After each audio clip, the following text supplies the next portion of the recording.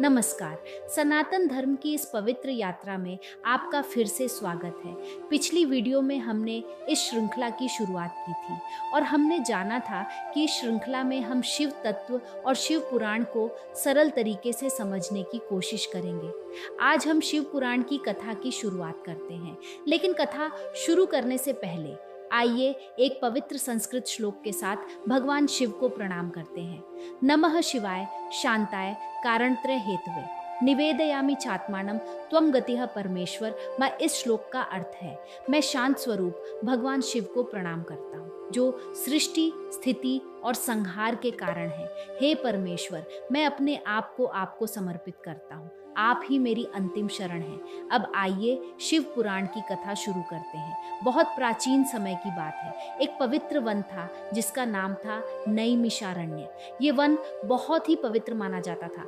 यहाँ कई महान आर्षि और मुनि तपस्या करते थे और धर्म तथा आध्यात्मिक ज्ञान पर चर्चा करते थे। एक दिन बहुत सारे आर्षि और मुनि वहाँ एक साथ एकत्र हुए। उनका उद्देश्य था जीवन के सच्चे ज्ञान को समझना और भगवान के तत्व को गहराई से जानना। उन सभी आर्षियों के बीच एक महान ज्ञानी भी थे। उनका नाम था सूत। सूत मुनि बहुत बड़े विद्वान थे। उन्होंने पुराणों और धर्म ग्रंथों का गहन अध्ययन किया था। इसलिए आर्षियों ने उनसे विनम्रता से प्रश्न किया, हे ज्ञानी सूत, हमें भगवान शिव के बारे में बताइए।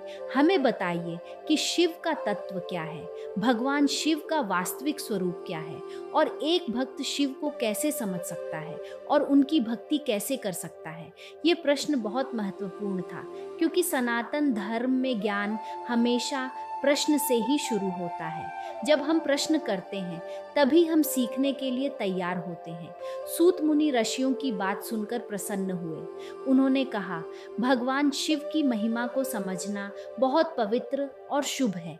शिव को महादेव कहा जाता है। महादेव का अर्थ है देवताओं के भी देव, लेकिन शिव केवल एक देवता नहीं है, वे पूरे ब्रह्मांड की आध्यात्मिक शक्ति का प्रतीक है। इसी बात को एक सुंदर संस्कृत श्लोक में कहा गया है, ज्ञानम महेश्वरात् ज्ञेयम महेश्वरम परम पदम, महेश्वरात् परम नास्ति सर्व कारण कारणम। इसका अर्थ है सच्चा ज्ञान महेश्वर से ही प्राप्त होता है।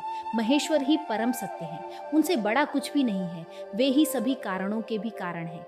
सनातन धर्म में ब्रह्मा को सृष्टि का रचयिता कहा जाता है, विष्णु को सृष्टि का पालन करता और शिव को संहार का देवता कहा जाता है।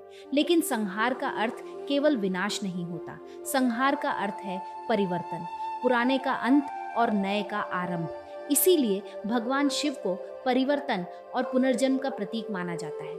सूत मुनि ने आर्षियों से कहा, भगवान शिव का तत्व समझना आसान नहीं है, लेकिन भक्ति, श्रद्धा और ज्ञान के माध्यम से कोई भी व्यक्ति शिव को समझ सकता है।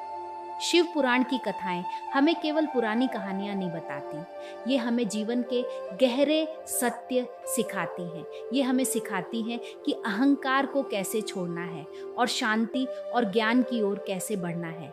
अगली वीडियो में हम शिव पुराण की एक बहुत ही रोचक कथा जानेंगे, जिसमें हम समझेंगे कि भगवान शिव का अनंत स्वरूप क्या है और क्यों उन्हें महादेव कहा जाता है।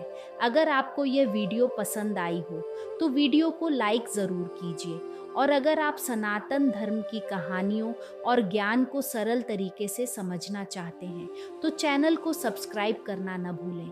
हर